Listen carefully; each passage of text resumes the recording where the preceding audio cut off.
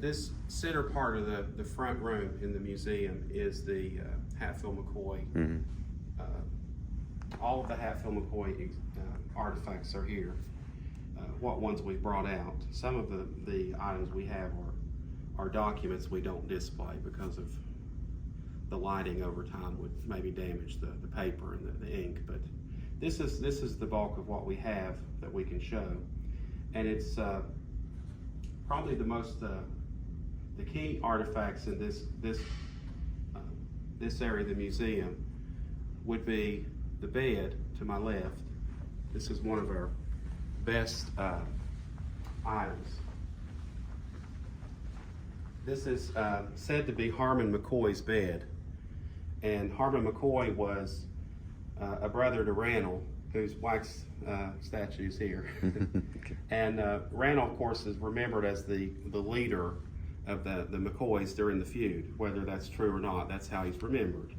And Harmon McCoy was his brother, and Harmon was killed during the end of the Civil War. And there's different versions of how that happened, who did it.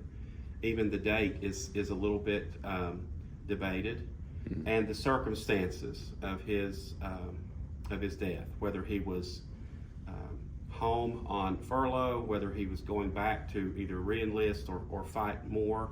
But in any case, the general story is he was home here in Pike County at the end of the war in late 1864 or 5, early January of 65. And because a home guard unit in the West Virginia portion of the Tug Fork was pro-Confederate, either led by Devil Anse Hatfield or at least he was in the home guard unit. And it was an unofficial unit. You won't find records for it, or no one has so far. They were supposedly after Harmon McCoy for different reasons, and so him being home was a perfect chance to maybe get him. So he was staying in a rock shelter, rock cropping, or a cave, depending on the book you read, near his home, and the Hatfield group was able to track him to that location, and they killed him. This is his bed, and some people say that was the first event of the feud that went on for many decades. Others say it wasn't part of the feud. The Hatfields, in their statements later, all the ones I've seen, the Hatfields say that the feud really began not in 1864 or 5, but in 1882, when Devil Anse's brother was killed. So it could be that it's an early. It certainly would be a part of the feud story, because if someone kills your brother, whether it's the Civil War or not, it would be hard to let that go. And so this is Harmon McCoy's bed, according to his family, and we're very glad to have this artifact here. These are fun items that are not really historic, but they're fun. This is a wax statue of Devil Anse Hatfield, and a nice portrait of him as well. And then Randall McCoy, and a nice portrait of him on the left. So Randall McCoy lived here in Pike County. Devil Anse lived across the Tug Fork in what's now West Virginia. Right. He was born at Mate Creek, from what we know, born at Mate Creek near Mate 1, and then lived at what's today Delorme, right on the Tug Fork, during most of the feud era. So we're very glad to have this item here. On the other side of this room are some more authentic artifacts. And we get things on loan. We recently had a Devil Anse Hatfield gun in the center case. So things like that, it's hard for us to keep, because the families want to keep those items. Understandable. They're It's valuable, understandable. monetarily valuable, and they're sentimental to such an extent that we often get things like that on loan for a period of time, and we're glad to have that. Oh yeah. I'm sure. Right now we don't have any guns to display, but we're working on it. In this cabinet here, we have some artifacts that are from Randall McCoy's home, which is near what's today Hardy, Kentucky, in Pike County. And these were artifacts that were dug up several years ago. I think these artifacts all came from the diggers television show crew. These are remnants of Randall's home, which was, of course, burned by a Hatfield group in 1888. And so there's some history between. We don't have really have relics or artifacts relating to, but there were incidents in between the Civil War moments, and which the Hatfields and McCoys may have developed some animosity during the war, as many people that were in divided communities and then had to live with each other after the war. It was very difficult, I'm sure. Very intensive, I'm sure. Now, Randall was like ants. They were both Confederates, so Randall was different from a lot of his McCoy kinsmen. Most McCoys were Union supporters, but Randall wasn't. So if there's anything that came out of the war that we can know of, it may have been the fact Randall's brother was killed at the end, that Randall may have harbored some hard feelings over that. Most people would. Mm-hmm. And then there's other stories about how ants left official Confederate service, deserted, right, to come home, as many Confederates did, and fight in their own neighborhoods in these unofficial home guard units. That was very typical. And there's some stories Randall was bitter about that because he was reportedly captured and sent to a POW camp, and that may have also played into it. After the feud, or after the Civil War, there are several incidents the feud writers talk about that was part of the story. But most of the Hatfields say in 1882, when Devil Anse Hatfield's brother Ellison was killed, stabbed and multiple times and shot by 3 of Randall's sons at an election day event in Pike County. Mm-hmm. That was really the start of the feud in their mind, from all the quotes I've seen from the Hatfields. And so what happened between 1882 and this cabin burning, there were some incidents that involved Hatfields and McCoys, but the primary thing that led to the McCoy house burning was the fact that the warrants that were issued for the Hatfields and their sympathizers involved in the retribution killing of those 3 McCoys across the river from what's today Matewan at Buskirk, Kentucky. The pawpaw bush or pawpaw tree killings. Because the Hatfields rounded up those 3 McCoys and executed them in response to their killing of Ellison. So years went by, there were some incidents and between the families, but when Randall persisted in trying to get justice for his sons by having the Hatfields arrested and tried, and when the politics moved a certain way that it moved in his favor to help him, all the way to the governor's office in Kentucky, the Hatfields, according to what we know, felt like they had to either go to Randall's home and capture him, intimidate him, and maybe kill him, depending on what version of the story you read, to take out the source of that problem, which was Randall. That's how they viewed it. He was the source of agitation. And they hoped that the warrants and all that would just be left alone if he was gone. So the cabin burning was really almost the worst, most would say the worst event of the feud.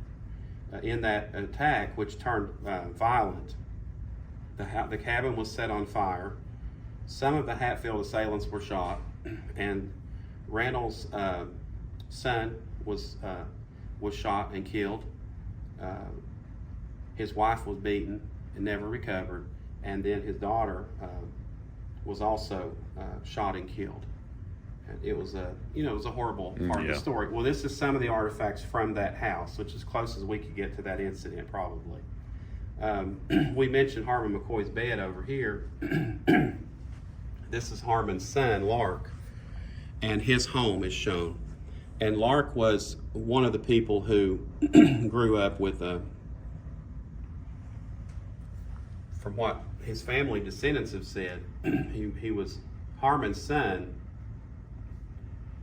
Once he grew to be a man, he was more than willing to sort of avenge his father's killing in the war. And Harmon's Randall's family was sort of taken out in these two episodes of the Paw Bush killings. There was 3 sons killed there. Mm-hmm. One of his sons grieved himself to death over that incident. For there's a story to that. And then, of course, the romance between Johnsy and Rosanna supposedly had some, depending on which version, had some bearing on her death.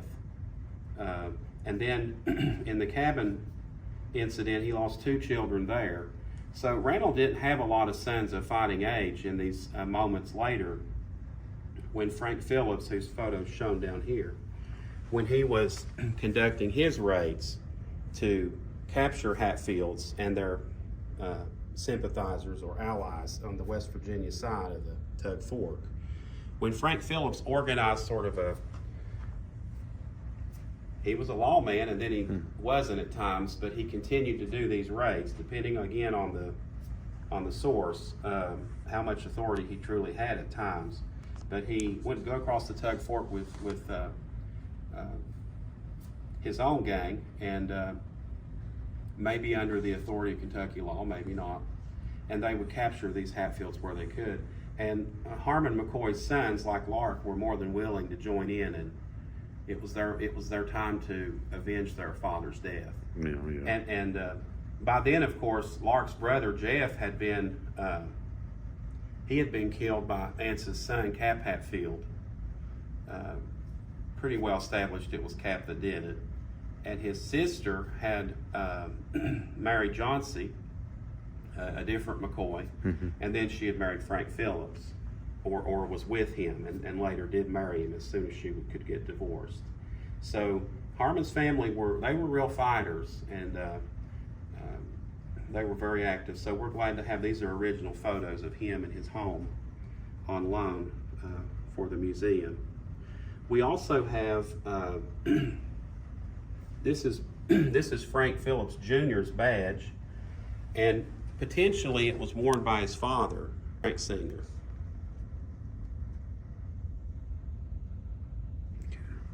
And with any of these artifacts that are loaned or donated by descendants, there's stories, and we have to appreciate that story. If they say it's what it is, we'll note that, but sometimes they can't say for sure. So in the instance of this badge, I think the story was it definitely belonged to Frank Phillips Jr., and it may have belonged to his father. Either way, it's a significant item for us to have. These artifacts were recovered from Jim McCoy's house. That's Randall's son, who survived the feud and was also active with Phillips's gang. Jim McCoy was an established figure here in Pikeville. Okay. And years later, Ance's son, when he was sheriff of Logan County, came to Pikeville. His name was Tennis Hatfield. He was the first Republican sheriff ever elected in Logan County. When he came to Pikeville, he and Jim met, and there was a photo of them together, which is sort of a classic photo. And it was a sort of a symbolic piece that they would even have a picture taken together. These are mixed in with these are some photos of, for instance, here is a photograph of Devil Anse Hatfield's wife's funeral, and in that photo are some familiar faces. This is Ance's brother on the right, and Cap Hatfield is just behind him, and some of the other sons. I see Devil Ance's sons, Elliot and Joe. They're all basically in there. What children were still living at that time are in the photo. And that would have been taken at Devil Ance's last home place at Sarah Ann in Logan County. Okay. This is Devil Ance's last living son, Willis Hatfield. That was probably taken in the 70s. He lived to be quite old. He was the last living child, and so was featured prominently in that period for any kind of stories. So this is a photo here of Cotton Top Mounts, or Cotton Top Hatfield. That was his nickname. It was Ellison Hatfield Jr. Devil Ance's brother Ellison, who was killed in 1882, had a spouse and a family, but along the way he had also had a son outside of marriage. And this is him. And during the house burning at the McCoy home, Cotton Top was supposedly had killed one of Randall's children in all of that. Depending on the version, that either was planned and it went sort of how it was supposed to, except Randall was not killed, or it was something that went horribly wrong. None of what happened was exactly what they had hoped or planned for. But in any case, he was ultimately captured and jailed in Pike County, and eventually was tried and sentenced to hang. He was hanged here in Pikeville. There's a historic marker that marks supposedly one of the locations that people said he was hanged in, because there's again disagreement on where the hanging spot was. But there's a sign at U-Pike that says it was near here or it was there. And he's buried somewhere here. I've not been convinced anybody knows, has really given the correct burial location, even to know the cemetery. Now, it has been a few years ago, but I have been up to the cemetery where Randall and the other McCoys are buried at. And you can see that through one of our windows here in the museum. You're looking directly across the road, and you can see Dill's cemetery. Okay. You're very close to it. Okay. This is Perry Klein. This is an original artifact that was gifted from his granddaughter. And Perry Klein, of course, was horribly portrayed in the miniseries movie. Not accurate really at all. Perry Klein was a notable figure in Pike County. He was from Logan County, then Virginia, later West Virginia, and had acquired property there through his family as a child, and was from a notable family in that area. That land was later acquired by Devil Anse. It was that so-called 5,000 acre tract that a lot of writers make a big deal about. And we have a copy of the deed here on this display case where Perry sold it to Anse. Anse didn't steal it, it was sold. And there's a lot of documents and discussion about that. So right now nobody's going to agree on did he steal it or did he buy it? How did it happen exactly? But we do have a copy of the deed from the Logan courthouse. And it's interesting that Anse waited 5 years or so to file it. I think that's interesting. Most people file a deed right away, and he waited 5 years. But during the feud, Anse was living on Perry's old property, the old Klein place, which is now DeLorme in West Virginia, in Mingo County. By then, Perry had moved into Pike County more and had become distinguished. He was at one time a sheriff, he was an attorney, and at the end of the feud, he was active politically. It was probably through him that the warrants were really pursued at the highest levels of Kentucky politics in the governor's office.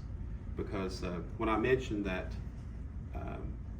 Harmon McCoy was, his family were fighters and they were involved in the feud. Yeah. Their mother was his sister. So he was Harmon McCoy's brother-in-law. There was a connection. And the family doesn't explain everything, but it explains quite a bit in terms of people's loyalties and things. By the way, there were a lot of McCoys who did not fight in the feud, a lot of Hatfields who didn't. So family doesn't explain everything, but it explains some of it. Okay. And there's different theories on why Perry was so involved, but I think family had a lot to do with it. And when Randall's home was burned, and he came to Pikeville and lived, his home is down the street. It's now Chirico's Restaurant, the home he lived in. I'm pretty certain his wife bought it. It was in her name. It was never in his. I'm not sure how they acquired a home that size on a street that had some of Pikeville's most prominent citizens on it, unless folks like Perry, right, because of their horrible situation that they had suffered on over in that Tug Fork section of Kentucky, the things they'd been through. I think Perry and some others helped them sort of get established here, restart. But that's something to see, his home right down the street, and they'll show you, if you go in there, they'll show you the old part. which has not been touched a lot. It's similar to how Randall's residents may have looked at his Cool. time. Okay. In this case, this is Perry Klein. This is a portrait of him. This is also an authentic artifact that was from his granddaughter. Okay. And here's a piece of pottery from his home site, some of his books. Law books. This is a photograph of the hanging of Cotton Top Mounts. He was the only Hatfield or Hatfield partisan executed in the feud. Okay. Everybody else either escaped justice in a way you would say, or they were captured and sent to prison, and they made it out alive, except for Devil Lance's brother Wall Hatfield, who died in prison.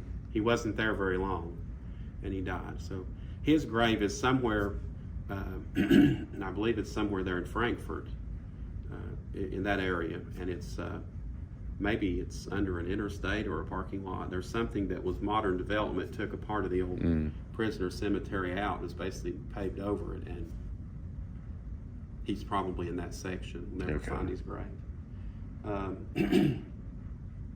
There's a lot of metal detecting that goes on over at Sarah Ann at Devil Lance's home place on Island Creek in Logan County, and I think this tag was found there. And because it's 666, one of our board members, Reed Potter, he said he wanted it for the museum here if the person who owns that museum over there, Jack Hatfield, didn't mind putting it here, so it's here on loan. Okay. And then there are just some photos here that are very well known and have been seen a lot. Is this a land deed right here? No, that's a arrest warrant. Arrest warrant. Okay. Yes, and it's a copy. The original documents we don't put out, but we have a large collection of feud-related documents that are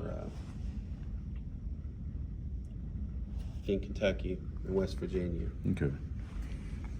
And then we have, in this case, this is where we had our gun.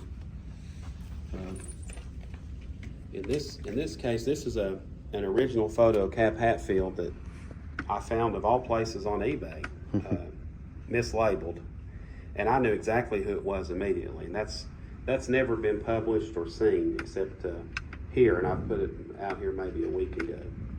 And that's him down. You can see him down at the bottom center.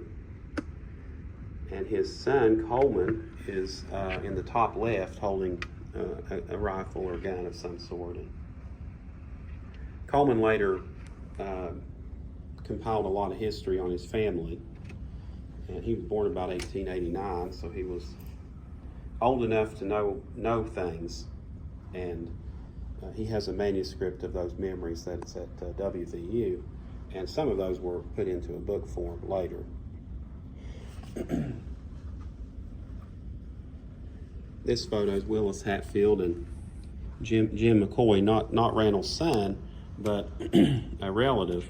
And there was in the 70s there was a so-called peace treaty ceremony that was at the McCoy Cemetery near Randall's home. Okay. And they were the symbolic Hatfield and McCoy. They were old enough to seem like patriarchs. They were. Okay. They were up in years, and I think this event was mostly organized by Jimmy Wolford, who was a relative of Jim McCoy here, and he was a musician. In fact, Jimmy Wolford did an album over here on the Hatfields and McCoys that he was promoting things like that, and somehow I think he was the one, maybe there are a few others who had the idea to have a peace treaty. Mm-hmm. There have been several of those. Right. Several. This was a feature in the Williamson Daily News back in the early 80s, that there were still people living who were children of feudists. Some of the people in here had been born around the turn of the century. There's really good interviews in there and features. I really like that. I really like that piece that the Daily News did. Here's the copy of the deed from Perry Klein to Anderson Hatfield, which some say is a sketchy deed in the circumstances, because there are so many accounts of ants taking the land. And I found documents in Logan County's courthouse where, when Perry was young, his guardian was issued a legal document for ants to stop cutting timber on the Klein property. That was in 1868. So there's been some history there, and still not really quite shook out, but someday we'll have it all put together the best we can. Okay. All right.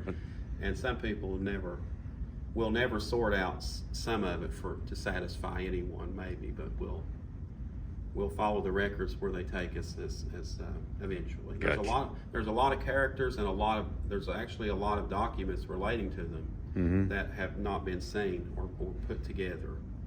And unfortunately, the oral histories now are going to be rare because the people who knew the story best have long died away. And what stories we find now often might come from the books, which aren't helpful because the books were not written by the people that lived the story. They were written by somebody in New York.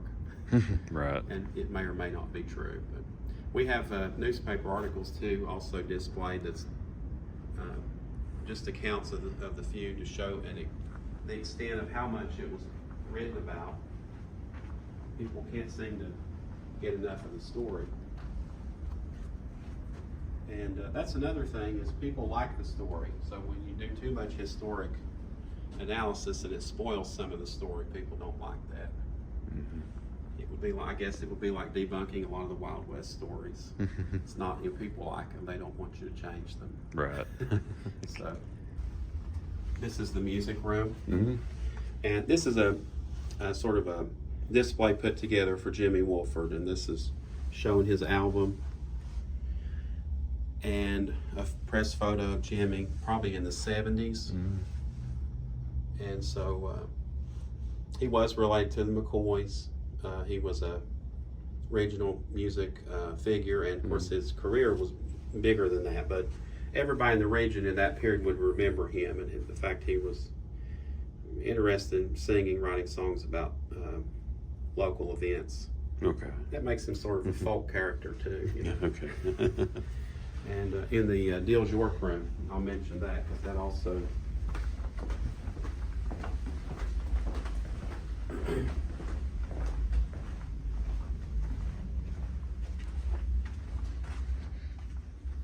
so this is the Dill's York room. This is a fairly new part of the museum.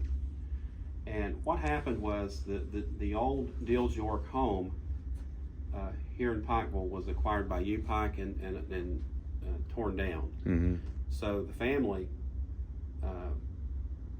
was generous enough to bestow as much of the furniture as they would give us, and as much as we could get out of there, we brought here. So this is the first exhibit set up for that collection, and we have more furniture. We don't have a room big enough. It was a mansion home, so we have a certain amount of it in here.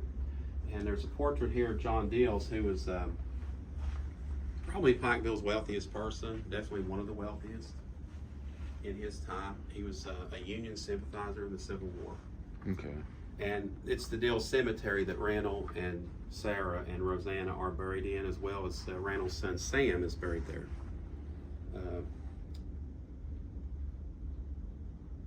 Dills' daughter married, and Dills also, so Dills had some encounters with Devil Anse during the Civil War.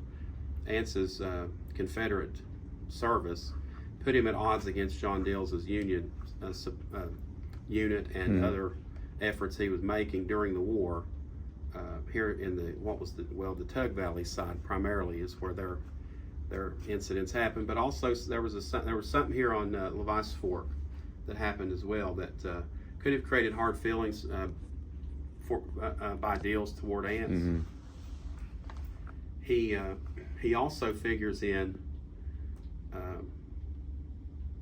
after the war with the sort of the ending of the Hatfield-McCoy feud, when the law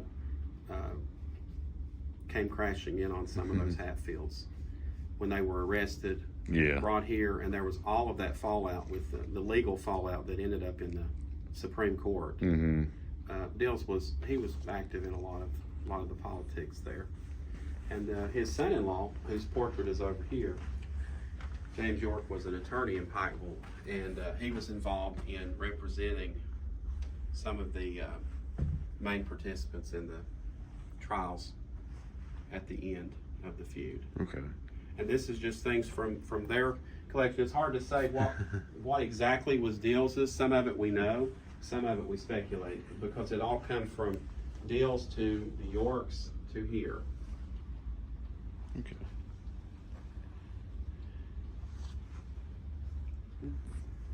And there's stories about the art and the furniture. The bed has a story behind it that relates to President Lincoln.